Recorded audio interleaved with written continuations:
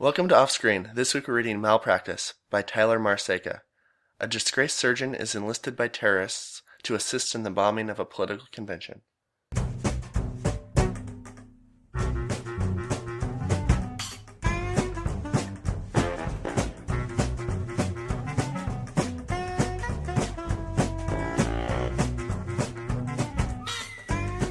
Okay, have you looked up anything about this guy? Yeah, so Tyler Marceca, he made his name with a screenplay called The Disciple Program. Right. Yeah. Which, the only thing I know is that Script Shadow loves it, right? Yeah, I think it's still number one on the Script Shadow Top 25. But since then, or I guess he sold that spec to Universal, and I guess Mark Wahlberg's attached to star in that. Oh, okay. But since he's sold two more screenplays, one called Burnt Offering, and the other is this one, Okay. Malpractice. So, But so far nothing has actually been produced nothing produced, as far as I can tell. yet. Okay. Yeah. I don't know too much more of his backstory. He has Twitter. You can find him on Twitter. Okay. Cool. Yeah, that's good enough for me. This, genre-wise, you would say is a... Political thriller? Yeah, action. Action? Yeah, I guess primarily an action movie, really. Yeah. Okay. Synopsis? Yeah. Alright. When Darren lost his medical license due to a cocaine addiction, he was recruited to work in a clinic in the Philippines. Even though he specializes in cosmetic surgery, he's still one of the best doctors they've got. The clinic is located right in the middle of two rival gang territories, and after treating gunshot wounds on both sides, Darren earns a name for himself. A crime boss named Abu Kar, having heard about his skill and his background, kidnaps him and forces Darren to perform facial reconstructive surgery on him. With a C4 vest strapped to his chest, Darren has no choice. He's told that if his patient flatlines, it will trigger the explosive.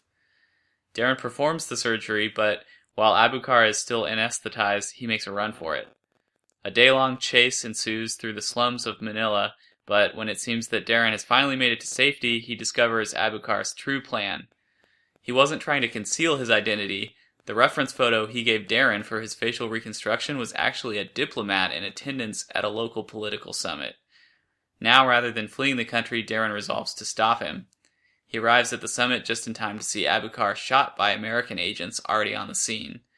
But only Darren knows that the vest Abukar is wearing will explode if they let him die. After explaining the situation, the agents agreed to cover Darren as he performs several gruesome emergency procedures to resuscitate Abukar. His men still have the summit surrounded, and on top of everything else, Darren is now facing withdrawals from his cocaine addiction, which has gone unsatisfied these last few days. In the end, he manages to save Abukar's life, along with everyone else's. Offered the chance to practice medicine again in the U.S., Darren instead opens his own third world clinic, treating the underserved. Nice. There you go. One more can I throw a couple more fun Yes. facts about Marceca in there? Oh, sure.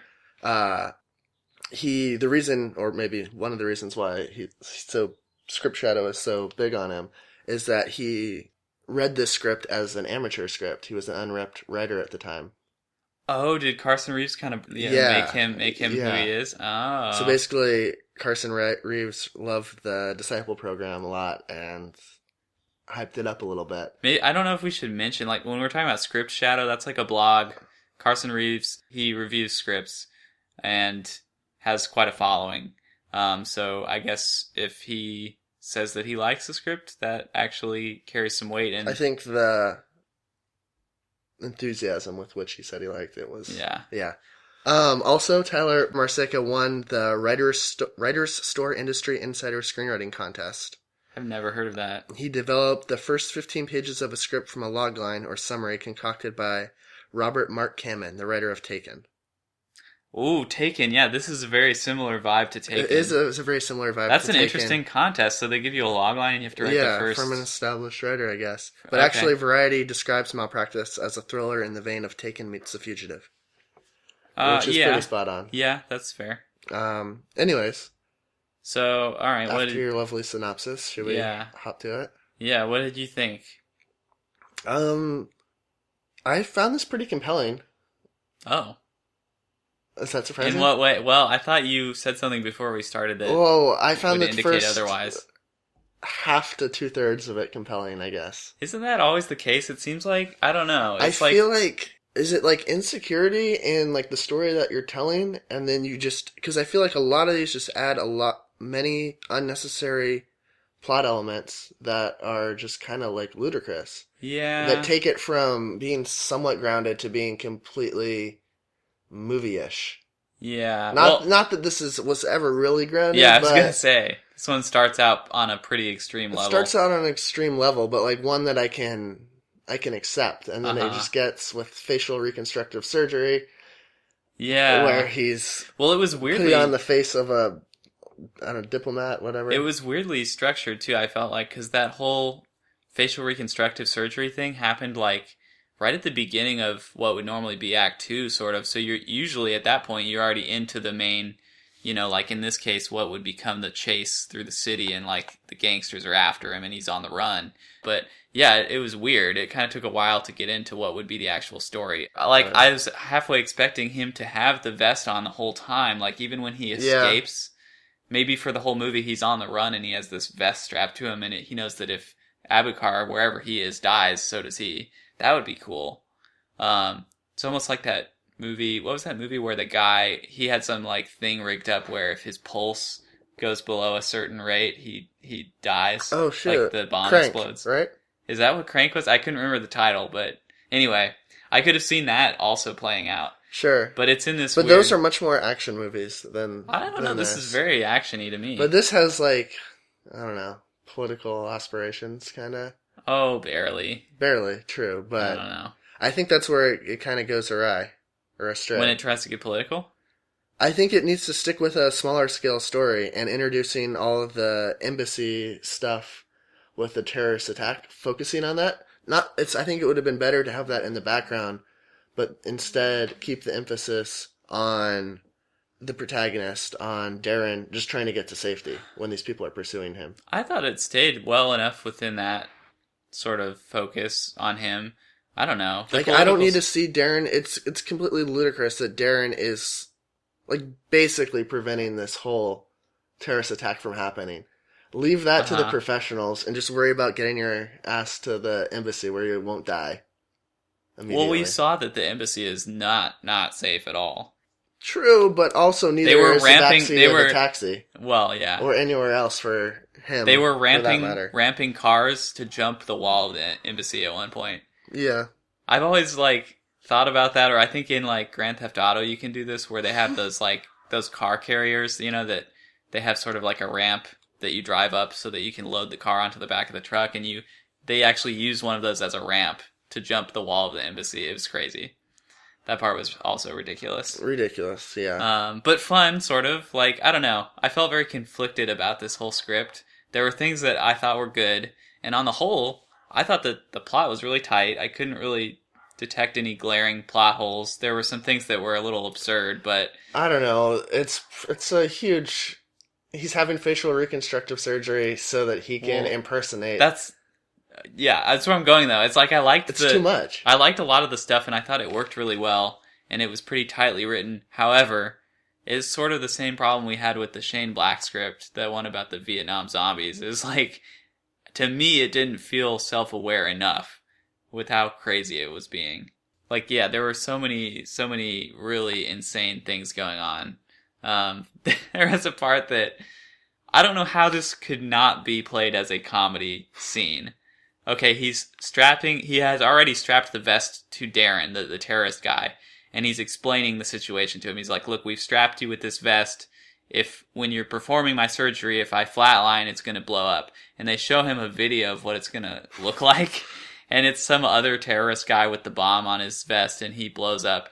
And apparently his head remains intact, and it just rockets off of his body up into the sky, propelled in a spray of blood, and the camera zooms in and follows his head flying through the air. And then the terrorist guy is like, I know that was difficult to watch, but I need you to understand the stakes here. And it's no, that was ridiculous. There's no way that would happen, and it would look hilarious. There's no way that would not look hilarious to me. Well, to be fair, if you're loaded up with dynamite on you, your sense of humor probably isn't. Okay, yeah, Fair. Yeah. I liked his line, though, the terrorist guy, when he was explaining this. He says, I know there's a lot of pressure on you, as well as a generous amount of C4. But if there's one thing you can rely on, it's an American who overvalues his life. Yeah. That was a cool line. That's a cool line. That was sort of a thematic thing I think they were trying to go for throughout, is that these terrorist guys, they really have a higher purpose, and they consider their sacrifices to be like a kind of rebirth, whereas obviously Darren not so much. He wants to keep his life. Doing cocaine, although making lots he of money, has his own sort of rebirth, kidneys. I guess, is what they're trying to say. I mean, it's foreshadowed in the beginning when they fix in on his University of Chicago medical school diploma, and they're with the phoenix. But he's of course snorting lines of coke off of his degree, which is also a bit heavy-handed, and he's always using his scalpel to line up do the lines of coke, and he also uses it to attack people, and he also uses it in surgery. And for some reason it says something about slow and steady is engraved on there. Sure and steady is engraved on his scalpel, which they come back to countless times. But it never. But for what reason? Yeah, that was what does it mean? That was going to be my I know point. what it means. If you're holding a scalpel, you need to be sure and steady with it. And of course, they had the whole flashback where this is how he lost his medical license in the first place. He was performing some kind of an eye lift or something on a lady, and he was coked up, and so he accidentally got some tainted coke. Right, not his fault. No, but he accidentally. Normally, he does plastic surgery on people's eyes quite well. Right, on cocaine. While on regular cocaine, right? But no, he accidentally stabbed this lady in the eye, and that was how he lost his license. But anyway, they keep coming back to the inscription on his scalpel, sure and steady. But if you're going to repeat something like that, I think usually the point is it means something new, and in a new context is why you would do that. But here it's just the same. Or it has to mean something beyond just the literal. Yeah, but it does. It's just the same thing every time. There's no other interpretation, really. So that fell a little flat. One thing I sort of liked, though, the scenes I felt like were longer on the whole than usual in a lot of the scripts that we read. And it occurred to me that it was sort of a parallel to something I was watching. I wish I could remember the video, but I was watching some kind of film analysis thing on YouTube where it was praising longer shots, longer takes in movies. And I think this is the screenwriting equivalent to that, is having some more sort of extended scenes rather than...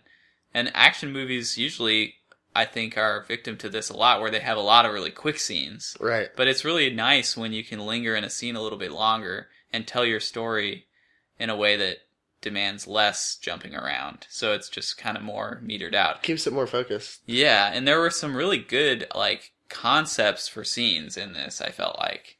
There's a scene early on where he's at the clinic, he's treating a gunshot wound from one guy that's in one of the gangs, and then suddenly a guy from the other gang comes and he's got a bullet wound, and both of their, posses are there the whole time, kind of, glaring at each other across the room, and he clearly has no affiliation. He doesn't care. He's just trying to fix both of them. Also, outside his job description, so he's a little peeved about having to. You mean his job description being facial or No, his job cosmetic? description's harvesting kidneys for the black market. I didn't know that was his only job. Presumably. I mean, they said that was one of the main. He reacts there. He reacts to that situation as if he hasn't done that before, been put in that situation. I misunderstood that then. I thought he was there for all kinds of just regular doctor work. No, Cecilia, or whatever her name is. The head of the underground Celine, clinic. Celine, the head of the underground clinic, I think basically just takes kidneys. Well, yeah, the poor people come in, sell one of their kidneys because they need the money. Yeah. And then Celine sells them for lots of money. That's her whole jam. And she travels the world, and at the end of the story, we get a glimpse of her, and she's started up a new clinic now in the Ukraine or something, doing the same thing. And that's serious stuff. And it doesn't really jive too well for me with the light. It's not that it's light, but it's just the rest of it's so ridiculous. Yeah, that's fair. It seemed like this guy, Marceca, the writer, Hmm. really has a medical background. I don't know for sure, but he uses a lot of terminology that, He used some good well, terminology. it was a little distracting at times, though, I felt. But at a certain point, you don't really need to know what it means, so long as you know, oh, it's doctor talk. I even knew what he meant sometimes, and it wasn't just the medical talk. He would say stuff like, okay, here on page 84, he's saying someone's taking masticating bites. It's like, is there another kind of bite? Masticating just means chewing, so like, duh, yeah, bites are going to be masticating bites. I took that to mean like loud, like chomping, Okay, like but he's not it chewing was, with his mouth closed. I just felt like it was overly Yeah. verbose But at times. I see that. But yeah, like that word, I don't know what that word means. Exsanguination, that means blood loss. Like sanguine is like blood, and X. Oh, damn. I assume. I mean, I didn't look it up, but that one made sense to me. Oh, okay. No, But yeah, I wrote a note there. We get it. You're a doctor. Right. You know these terms. I wanted to go back for a second to another ridiculous thing at the clinic where towards the beginning he is responding to one of these gunshot wounds. He gets like a call at his apartment and he has to rush in. And he's like, isn't it supposed to be some other guy's shift? I forget his name. Bjornstad, that's it. He's like, isn't it Bjornstad's shift? And they just like push open the door to the bathroom and you see that Bjornstad is in there with a needle in his arm, dead, presumably OD'd. Which is, and then they just move on. And it's just like, yeah. I mean, granted there is an emergency happening and he needs to hurry up, but there was like so little ceremony about this guy. He's not even a character. We only ever see him when he's dead. But then after this whole scene plays out where he treats these two gunshot victims, they're paying him in cocaine. Right. And it's like you just saw this dude OD and now you're going to continue paying this doctor in cocaine. It's just absolutely ridiculous. I think that, I don't know, I think that like establishes the type of clinic that it is, right? I guess, like, yeah. These doctors are junkies. Yeah. Or cokeheads. And also I like how they kind of tied it back in with, so the one gang, their incentive to set up the surgery for the terrorist guy is they'll get a shipment of heroin after it. Right. And Bjornstad, or whatever his name is, OD'd on heroin. So. Right. I wanted to brings that together. Yeah. I wanted to ask you about something, how you feel about this. I don't like it. I wouldn't be surprised. I read it off your page. You're a very negative person. I read it off. Wait, okay, I'm not. I've scrolled away from it, so you can't see it. What was it? Tell me. It was you wanted to ask me how I felt about the practice of introducing characters and then only later on revealing their gender. Yep. Okay, that was it. So you don't like it? I think it's unnecessary. What purpose does it serve? I don't like it either. I think it's a play at trying to be progressive gender-wise, but it's like not a matter of gender or politics or anything stupid like that. It's just a practical concern. Like, if you want to be able to visualize the story, you need to tell me if this character is a male or female. And I know that at least this character I'm talking about is the agent who responds when Darren calls that tip line, and she ends up being the one that arrives on the scene. She shows up to shoot Abukar. But anyway, you don't know she's a girl until she shows up there. You've just seen her you've heard her on the phone, but I feel like you would know. I mean, unless she has like a super butch voice. But my point is, I think it's dumb. I've seen scripts do that where they seem to like really bend over backwards to not mention the gender of a character until later. And I don't think it's worth it. I mean, I guess the only justification is that by introducing the gender at the same time you introduce the character, the writer feels that the reader is going to have some preconceived notion about the character that they don't intend, that they, the writer, don't intend. Yeah, it feels like a trick to me. Yeah. And I don't like that. If gender isn't important, I feel like you don't need to specify the gender of every character. Right. But I feel like if you're not going to do it, just don't do it. Yeah. If you are going to do it right away. It becomes clunkier if you don't. Yeah. On a practical level. I just like blasted through all of my notes really fast. I feel like I was talking really fast. No. What else have you got? I have a few other like spots I just thought we should mention because they were like interesting and important, I thought, to the script and the vibe of it. Yeah. Well, then let's get to what you wrote on page 96, because I marked that down too. Oh, okay. But there's a pretty exciting / absurd scene of Darren on the run from these gangster dudes, and he jumps on the back of a garbage truck and he climbs in to escape them. And then, this guy chasing him actually catches up, and they have a whole fight in the bed of a garbage truck, in the truck bed, or it's filled with all this nasty trash. And they're just grabbing things out of the trash and hitting each other with it.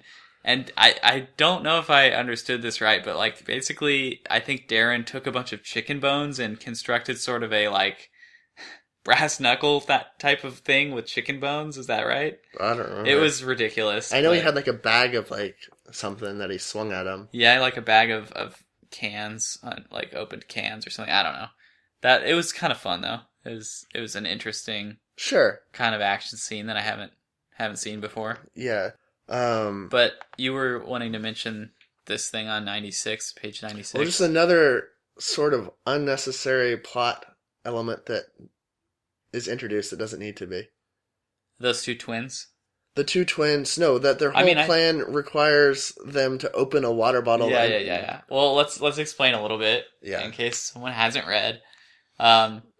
It was necessary to explain, at least partly, that since Abukar is going to have facial reconstruction to look like this guy, they need to get rid of the actual guy, right, so that he can take his place. That's cool. That's fine. So we see that happening. They hijack this ambassador dude's limo and kill him in an alley somewhere. But the way it starts is they're in the back of the limo, and apparently they've set a trap inside of the seasoned security guys. The driver who's in on it lingers too long on the photo. The plan is a photo of the ambassador, and that rouses the suspicions of the true ambassador's security guards.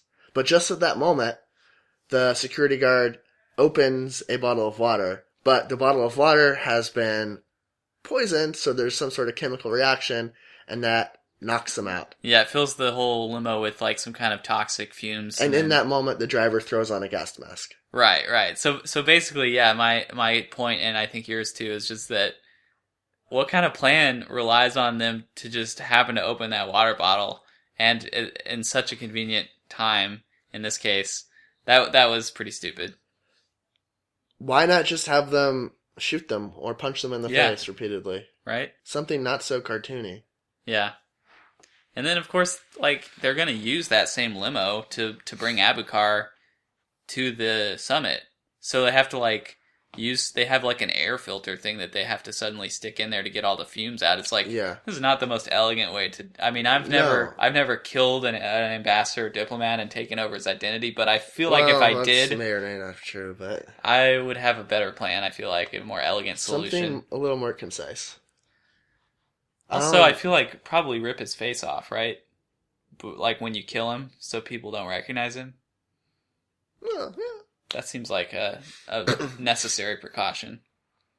I feel this is almost a spiritual, descendant of Face Off in some ways. Sure. But Face Off, again, at least Face Off is a little more self-aware. Right. And knows that it's being ridiculous.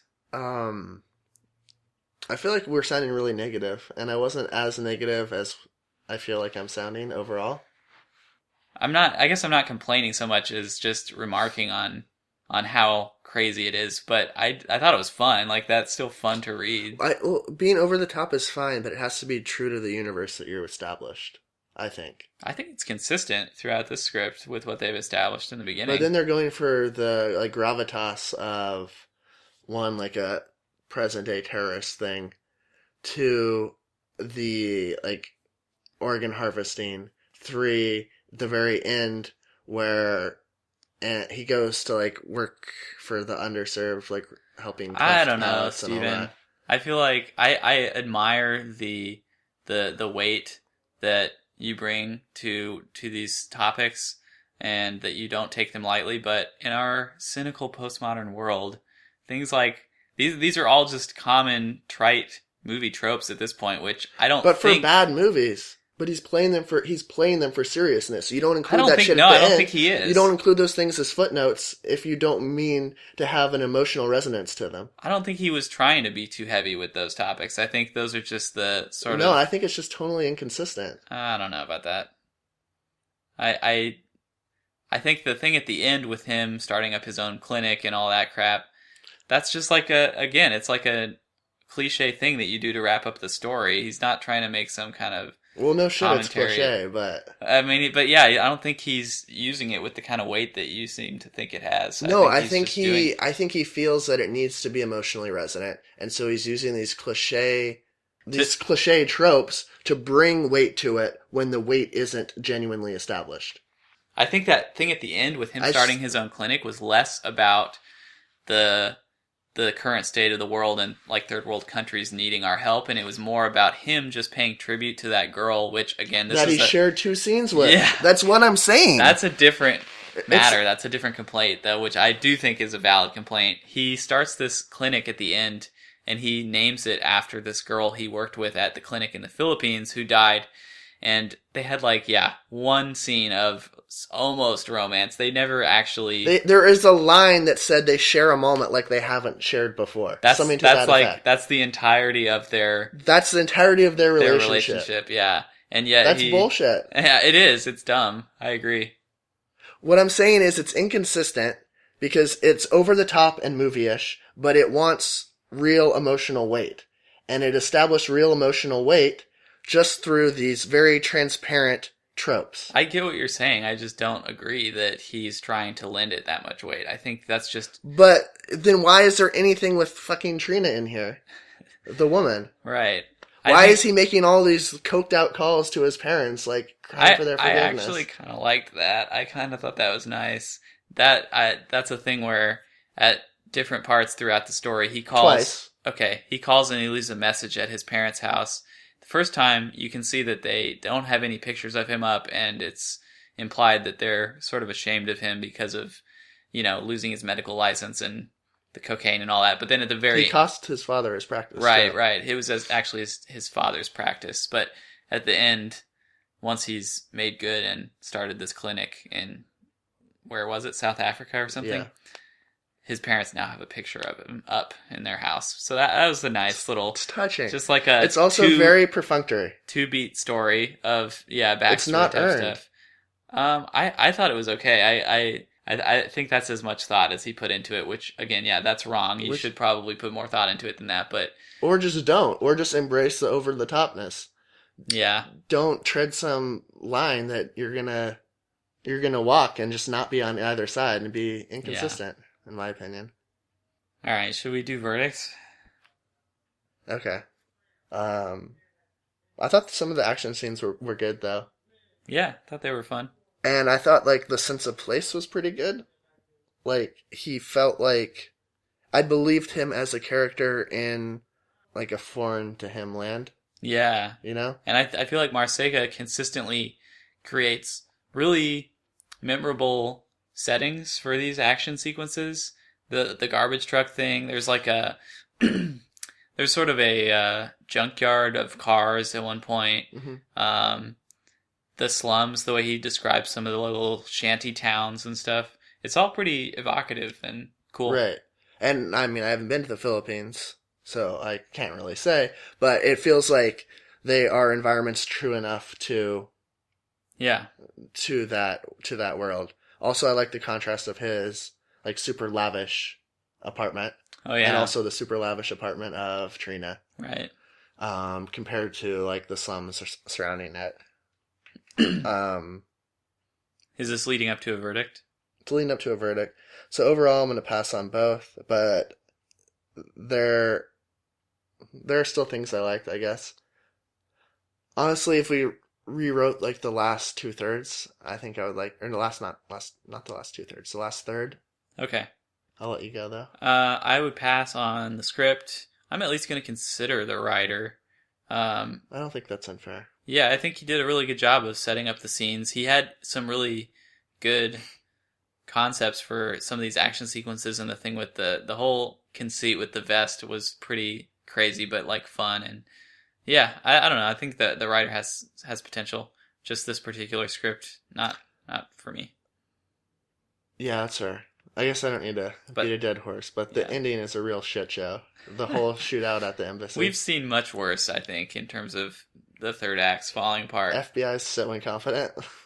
What they totally took down Secure those. the perimeter. They totally took down those two goons, those twins. They took them Yeah. down in no time. But Whatever. Yeah, so yeah, I don't know. I'd be curious to read another one of his screenplays. Yeah, I But I'm totally not would. gonna give him I'm not gonna consider it just off of this one, I guess. All right. But you can find us on Facebook at facebook.com/OSPodcast. Flawless transition.